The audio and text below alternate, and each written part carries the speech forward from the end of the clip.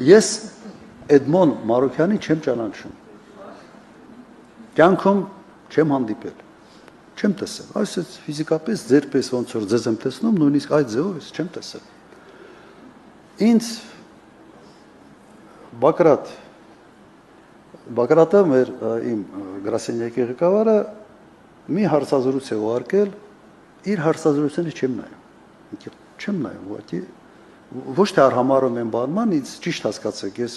մարդ օրեկան կարող է օրինակ 2-3 ժամ տրամադրի դրան, պատալոգ,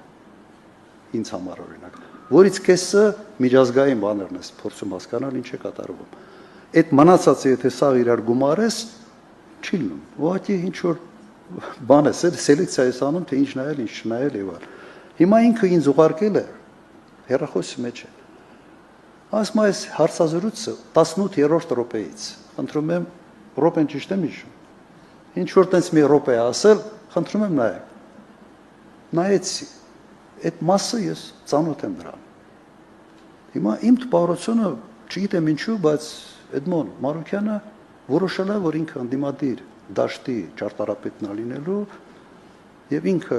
այս sense ճարտարապետությունը կարող է այդ դաշտի անի եւ մյուսները պետք է իրեն լսեն, որովհետեւ ինչ ինքը ասել է ճիշտ է դուրս գալիս։ Մոտավորապես սա էր, չէ՞, ես ասի օքեյ, sense լսեցի, բայց ինչ ասեմ, համենայնդեպս ես իր խորհուրդներով իհարկե չեմ շարժվելու, այլ շարժվելու եմ օբյեկտիվ սոցիոլոգիայով։ Մենք պիտի հասկանանք լավագույն արդյունքը ինչպիսի ֆորմատով եւ ում առաջնորդությամբ մենք կարող ենք ստանալ։